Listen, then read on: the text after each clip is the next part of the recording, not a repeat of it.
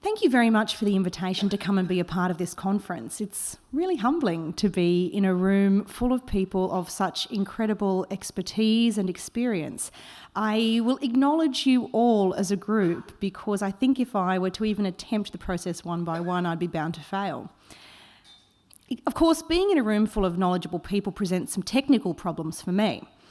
On matters of theology, I am poorly qualified compared to most of you, and on matters of law, I am bound to fall well short of the likes of Justice Darrington, Professor Aroney, and people like Mark Fowler. Nevertheless, I care deeply about both, and I hope that I will manage to bring the two together in a way that's at least a little bit useful for you.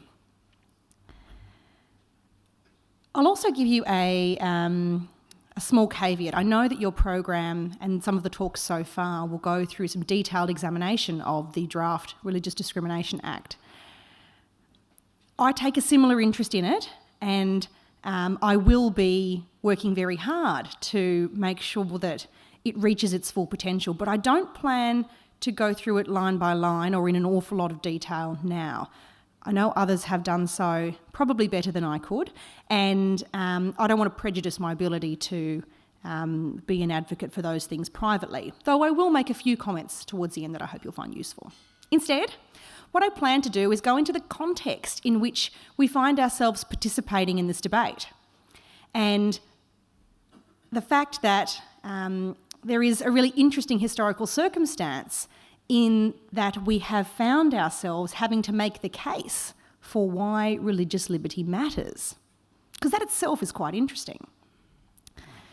For too often, those who we might call doctrinaire secularists will say that something like religious liberty is just a weapon for Christians, and indeed other faiths, but Christianity is the biggest in this country, and it seems to be Christianity that rouses the animus of the doctrinaire secularist most.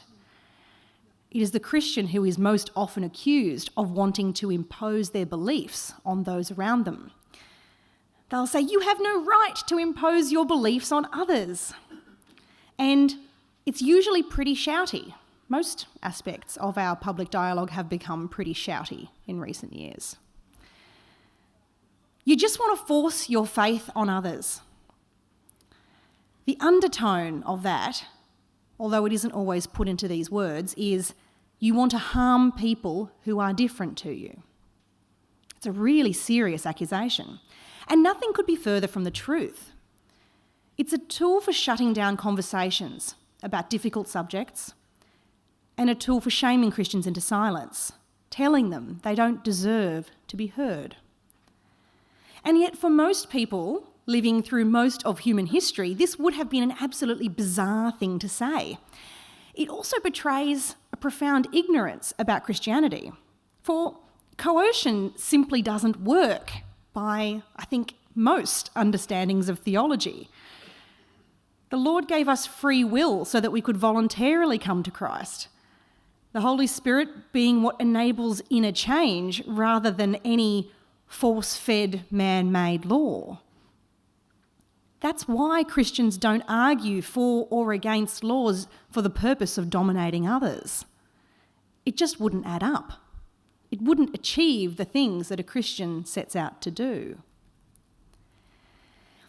It's interesting that the accusation of imposing values on others is applied not just when anyone of a Christian bent, for whatever reason, and not necessarily for a religious reason, seeks a law's enactment or amendment. It's also an accusation cast when, as was the case in the marriage debate, some religious groups advocate in favour of the maintenance of the status quo. That too was regarded as Christians unfairly imposing their values on others. And yet, if we're being really honest, retaining cultural space for the value of marriage as a lifelong sexually exclusive union of a man and a woman who are open to children does not betray a desire to oppress those who are in a same-sex relationship. Most Christians, me included, acknowledge the commitment and care that so many same-sex couples have for one another, and acknowledge that they regularly care for children. To acknowledge and accept that these are good people entitled to their freedom doesn't mean we need to cast aside the value to society of doing all we can to produce and keep a substantial proportion of families where stable, loving, harmoniously, at least most of the time, married men and women are open to bearing and raising children, and that there are likely to be good reasons for a child to have both a mother and a father who play a kind and caring role in their lives. A good society also has to accept that and support and care for families that aren't like that, but we can still aim to enable many more to become as close to that as we can achieve. To concede this cultural space to marriage doesn't compromise the freedoms of same-sex couples. Now, you might think I'm a little bit crazy to voluntarily go over what can seem like the old ground, the painful ground of the marriage debate. But the reality is, for present political purposes, that we are dealing with its hangover in today's debates. Whether it was the attempt in last year's push from Labor and the Greens to remove the ability of faith-based schools to teach and operate according to their values when it comes to policies on students and teachers, or whether it's the case for religious liberty to be protected in legislative form, each is a measure that reflects the legal consequences of the changing shape of society that has come from the amendment of the definition of marriage. We should be alive to the potential for the many faith-based charities who operate with a traditional view of marriage to potentially no longer meet the public policy tests for charitable status as a consequence. That would be a devastating blow to the work of many service organisations who are associated with the Christian faith. We must act on it. Confronting our attitudes to gender is also on the horizon, and it will ask Christians to consider whether the politically correct position that there are no gender differences between the sexes is something that's consistent with doctrine. Gender differences might be hard to clearly articulate without appearing to lean into stereotypes, but nevertheless we know there is a real, if sometimes mysterious, difference and a precious, measurable benefit that children get from the presence of both a mother and a father in their life, wherever possible. Our respect for women and our comfort with the idea that women are equal to men is not the same as the idea that women can simply decide to become men and vice versa. I'm sure it was never the intention of feminism to see women's sport become a farce in which high-performing women athletes can no longer fairly compete with biological men who now identify as women. And our desire not to offend people who struggle with their gender identity and biology should not mean that we are too afraid to speak up for those who need it, including the increasing number of children who are being subjected to serious medical procedures and hormonal treatments for gender issues that it cannot be within the capacity of a child to fully understand and decide. On any measure, adolescence is confusing. Indulging these measures on children amidst the personal and identity growth of adolescents, when they lack the maturity to make decisions of such serious consequence, is, if we are frank, an abdication of responsibility from the adults around them. We wouldn't let a child drive a car, or sell beers behind a bar, or vote, or sign a contract, but we'll let them sign up for irreversible medical treatments that lack a long-term scientific support and have consequences that extend into mental health, fertility, and elsewhere. All of this is about so much more than letting children decide what they want to wear. And yet, most of us wouldn't want to restrict the freedom of an adult to do whatever they want with their body. These are such unpalatable things to talk about. I'm sure some of you are even cringing at the fact that I'm raising it here today, but they are all deeply connected to the relationship between aggressive secularism and the ability of people who have more traditional worldviews to be able to manifest that in modern society. It makes me think of the difference between acceptance a virtue that Christians should and do mostly strive for, and affirmation. Accepting those that are different is a world away from acceding to a demand from those who are different that we endorse all of their choices. And the fact that so little of this complexity is engaged with or understood in the conversations that play out in our media or in most of the debates that are led by our political class reflects the shallowness of wider society's intellectual engagement with the issues of our day. And it makes it easier to shut down and shame into silence anyone whose view is not in vogue. But, as G.K. Chesterton said, fallacies do not cease to become fallacies because they have become fashions. So, as we engage with the question of the terms and the scope of the Religious Discrimination Act that has been proposed by the government, we are called on again to answer the accusation from doctrinaire secularists. How dare you impose your beliefs on others? What about the separation of church and state? Already, the group that calls itself Equality Australia has claimed that the draft Religious Discrimination Act, quote, hands privilege to people of faith over everyone else, close quote, and says that this is something unacceptable in a secular egalitarian society. And that says something about how far apart these two cultural views are at present. For no one in the religious community has asked that they be privileged over everybody else, nor does the Draft Act do so. The ask is simply that religious people be able to live according to their deeply held personal identity, which for a Christian is an identity in Christ. That shouldn't be regarded as anything lesser than the rights of a person whose identity is deeply connected to their same-sex attraction. For a Christian, it is no more optional than the claim of the LGBTIQ person that this is deeply who I am, and you can't take it away. And the call on the secular in that statement harks back to persistent misunderstandings about what we mean by the separation of church and state. There are often rather hysterical claims from these secularists about the rise of a religious right.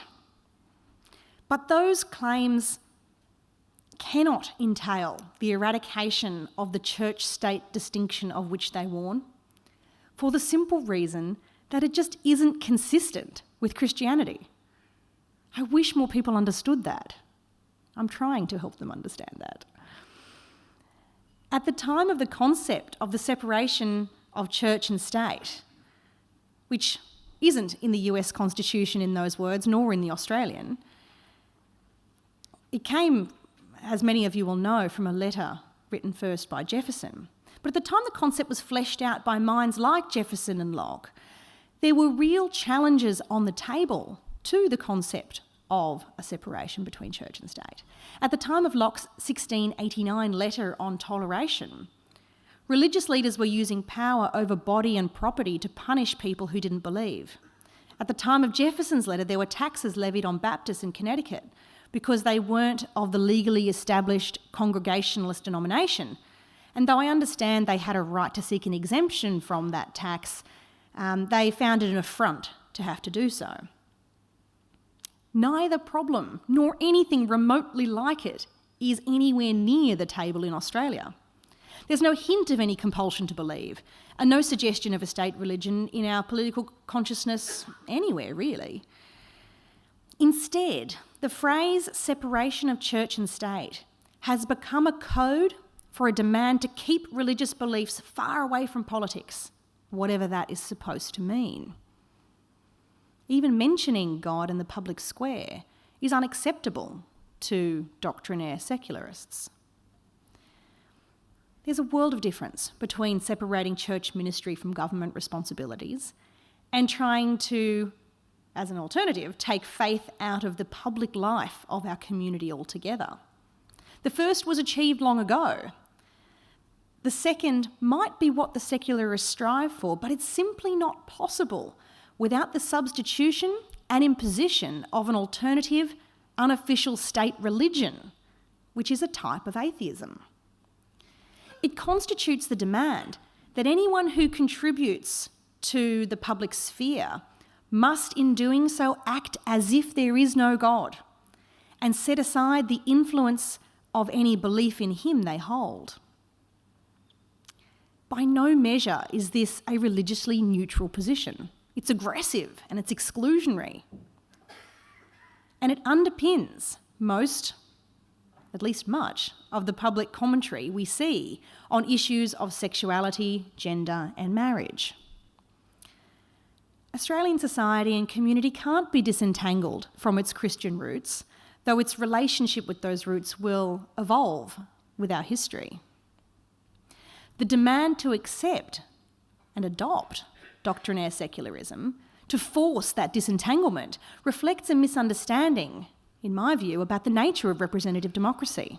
Because it's not fair, practical or reasonable to expect all representatives to disregard their faith in doing their duty. We shouldn't demand that our political representatives simply deliver a plain average of what the views are in their community. They aren't just a mere proxy. A good representative brings, as Edmund Burke explained so long ago, their very best judgment. Like a good doctor brings good judgment on matters of medicine, a good plumber brings good judgment on water and pipes, a good representative brings good judgment on matters of policy and society, informed by their efforts to talk to and understand all of their constituents. It's a different proposition. Now, I'm not going to pretend that's equally well done by all, or that I do it perfectly. But it is what a good representative looks like, and it is what we should aim for. For an individual who is a Christian, and I suspect I'm preaching to the converted here, the effect of belief is real. The Bible affects our thoughts. It affects our hearts. And our identity is in Christ. And that is significant and real, and not merely a set of facts that can be picked up and set aside when applying oneself to particular tasks. Demanding it is no more than asking a Christian to pretend, to hide their beliefs. But that's a big part of the social trend at the moment. And it's the environment in which we are claiming our right to religious liberty.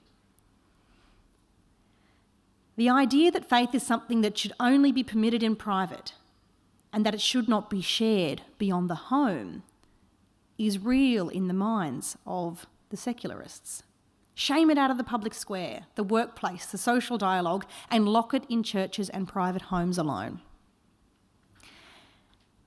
That's why the primary political right for which every Christian person should stand, in my view, is freedom of speech. Because it is the ability to share God's word and contest ideas in light of that understanding that is core to our task here on earth. Not our only task, but it's a big part of it. And without the right to speak freely on all issues, because faith affects our understanding of all things, then there is no freedom for faith. It rolls into freedom of assembly, to meet and gather and worship and to share the gospel. And together, these are at the heart of the movement for recognition of religious freedom. The social trends that have been championed by doctrinaire secularists are in real terms jeopardising the ability of people of faith to live according to their truth and to speak and share that word in the way that God intended. It's reasonable to ask, though, and I hope you'll forgive me for being this frank, whether a Religious Discrimination Act is the best vehicle through which to do that. If I'm blunt, I don't think it is. It would be far better to remove the tools through which there has been effected an encroachment on freedom of speech and related natural rights. Now, it's probably obvious from that statement that I'm not really an enthusiast for hooking too much expectation to the promise of international human rights instruments either. Because so many of the arguments made in favour of protection of religious freedom are made on the basis of its consistency with international law, I wanted to say a little bit about my reasons for that view, because I'm sure it jars with at least some people in the room. For that, I have to do a little bit of history. The international instruments that we now call human rights law were put together at the end of the Second World War, as I'm sure you all know. It's impossible to think about those without recognising the impact that two world wars themselves and the ideological circumstances of the time had upon people's psyche. The horror of the persecution of the Jews was fresh in the mind, and the clash between Nazi fascism and Soviet communism was acute. The concepts of rights that evolved to that point had emerged from the natural rights tradition. At their heart, natural rights are about the moral autonomy of the individual, and states are only formed to maintain those general rights. Rather than specifying what a person is entitled to, natural rights stand against anything that encroaches upon them. But international human rights law is different. It's specific, it's itemised, and it purports to be exhaustive. Instead of setting out the core general principles, they list out everything the drafters regard as worthy causes, often conflating negative and positive rights. Put another way, human rights law often jumbles together protection for the individual against state action with demands that the state act. And there's a world of difference between the protection of an individual's right to pursue their own goals without the interference of the state and a demand that the state tax other people to provide you with particular services. And international attempts to protect freedom of expression were, in my humble and probably oversimplified view, hampered by this confusion. The 1948 Universal Declaration of Human Rights stated unequivocally that everyone has the right to freedom of opinion and expression, but it didn't impose any obligation on states. It wasn't a treaty as such, more of a declaration. But dissatisfaction with it led to the International Covenant on Civil and Political Rights that has become really important in our debate about religious freedom. It was adopted in 1966, and in Article 19 it included an apparently bold right to freedom of expression. However, Article 19 was undermined by caveats permitting restrictions to respect the rights and reputation of others, the protection of national security and public order, and the protection of public health or morals. I'm not saying any of those are wrong, by the way, but the last one is particularly broad. More troubling still, Article 20 laid the foundation of a new class of censorship. Any advocacy of national, racial or religious hatred that constitutes incitement to discrimination, hostility or violence shall be prohibited by law, were the words it used. You can understand why that was front of mind in the historical context. Now, incitement to violence, to be fair, had always been a limit on speech at common law. It always had, here and elsewhere in the common law world. But until that time, it had never been contingent on having national, racial or religious hatred at its core. It was enough that you just don't incite people to violence. Arguably, that was a whole lot better. Incitement to discrimination or hostility had no precedent, no foundation in the history of freedom of speech. Now, at first glance, this might appear to be a reasonable evolution given the horror of World War II. But Article 20 had a much more subversive political object, reflecting the clash of two worldviews that were competing for dominance at the time.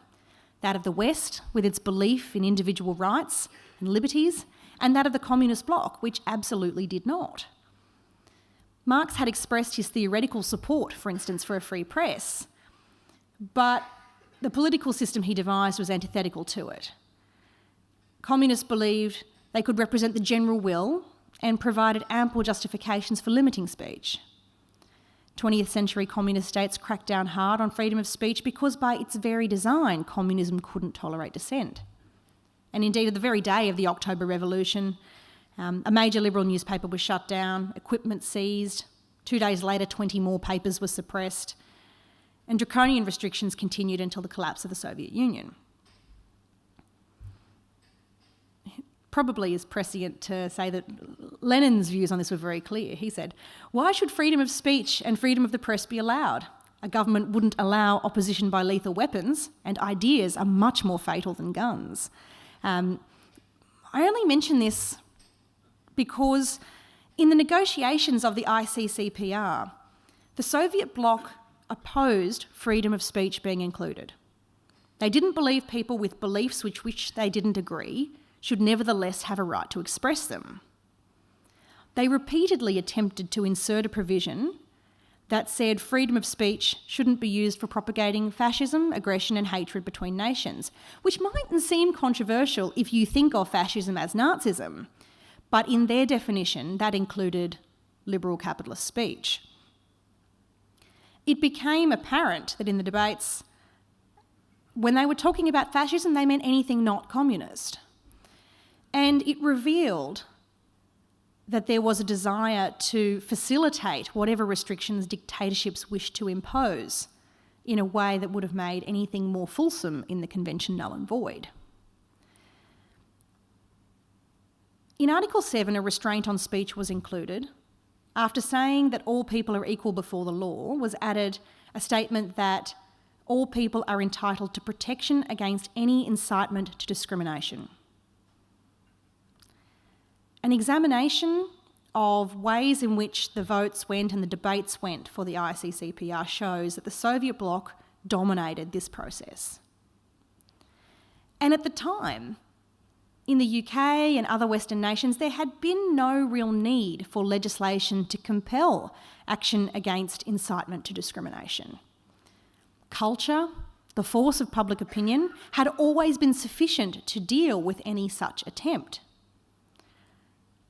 The pervasiveness of damaging discrimination wasn't at the front of mind, and so perhaps it didn't get the pushback it so richly deserved. When 2 decades later it was time to negotiate the final and binding version of the ICCPR, it was the Soviet approach that was on the ascendancy. The West sought to limit restraints on freedom of speech to those which were just inciting violence. The Soviets sought to extend that to incitement to hatred. And though the Australian delegation argued that people couldn't be legislated into morality, something I think would sit pretty comfortably with most of us in this room, the West lost the vote. And the expansive version of Article 20 that bans incitement to discrimination, hostility or violence was adopted. During the drafting of the International Convention for the Elimination of Racial Discrimination, the West went down even worse, and it requires that all signatories must declare an offence punishable by law all dissemination of ideas based on racial superiority or hatred or incitement to racial discrimination. Now, I'm not saying racial discrimination is good, of course it isn't, but you can see the size of this culture shift.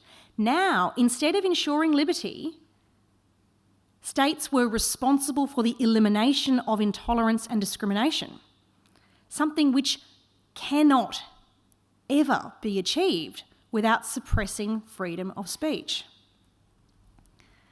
Now, I'm not going to let the Soviets get away with their hypocrisy here. At the time, their constitution enshrined the right to freedom of expression, a free press, and 2.2 million people were in the Gulag. The increasing emphasis, though, and this is really the point, on criminalising words that wound, offend or hurt is the brainchild of the very totalitarian states with which Western European states were battling in the Cold War, the very regimes that outlawed faith itself. In the decade following these conventions, the West passed legislation prohibiting hatred and discrimination. Only the US declined to do so in full. The Whitlam government felt it could advance the multicultural project by adopting the 1966 convention, and the debate about the 1975 Racial Discrimination Act shows how uncomfortable many people on the Liberal and Conservative side were with the impact it would have on freedom of expression, and some even foresaw the potential problems for religious freedom. After its amendment in 1995, the Racial Discrimination Act made it unlawful to offend, insult, humiliate or intimidate another person or group of people. Again, another enormous encroachment. And it's been this model which has formed the basis of the other discrimination acts that we have in this country. And they are a terrible problem if core to your ability to practice your faith is true freedom of speech. All of this is a long answer to say, to my mind then, a pure solution lies in the rolling back of these encroachments on speech, many of which come from well-meaning but poorly executed discrimination law. But I don't pretend for a moment that we live in a world where the pure is always possible. A Religious Discrimination Act is in some senses, I concede, entrenching more of the same problem based on all the arguments I've just made. And yet, it is probably the most appropriate tool we have at a time when the rollback of those other encroachments is not realistic, and a Bill of Rights would not be effective in meaningfully providing protection either. It's tricky to draft something of this nature well, without deepening the problems that led to its necessity. And yet, it's not impossible. I'm working, along with many of you in this room and my parliamentary colleagues, to make sure the draft we have is improved so that it is able to deliver meaningful protection of religious liberty. I've said I don't want to say a lot about the bill, but I expect an audience of this nature won't allow me to get away with that entirely. So I will make a few observations. When I look at the draft bill, it does a pretty good job, I think, of framing the right to religious belief and practice in the positive. And I know that culturally that's really important for many of us in the room. It makes a sincere attempt to tackle the worst of the encroachments from state and territory laws in what I will call the Archbishop Porteous problem. It makes an attempt to deal with what many call the Folau problem, but with limits that reflect the need for workplaces to actually get work done. And there is an attempt made to provide certainty for faith-based charities. There are, however, some limitations that need adjustment and some matters that are missing, and I'll mention 4 of them. There isn't an adequate provision for the way in which corporate structures that have a faith angle to them are to be dealt with under the Act. That needs to be clarified very much. There's no process provided for the reconciliation of competing rights. The Syracuse principles, which, in a moment of irony that is not lost on me, have their origin in international law and have been tested in other jurisdictions, are not a terrible place to start. They were recommended by the expert panel and they should be incorporated.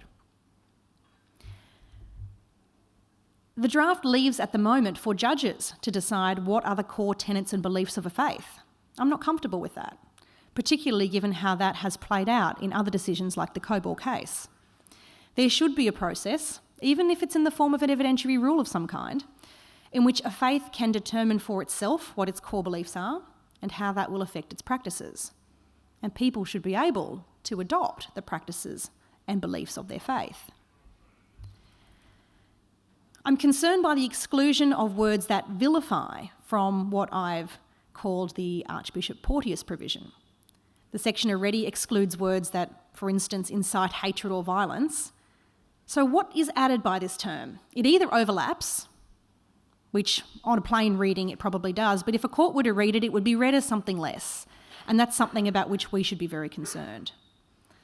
That's a gap that would be well exploited, I think, simply because the meaning of that term hasn't been pinned down in a way that has clear boundaries, or that clearly doesn't overlap with the existing matters that are covered.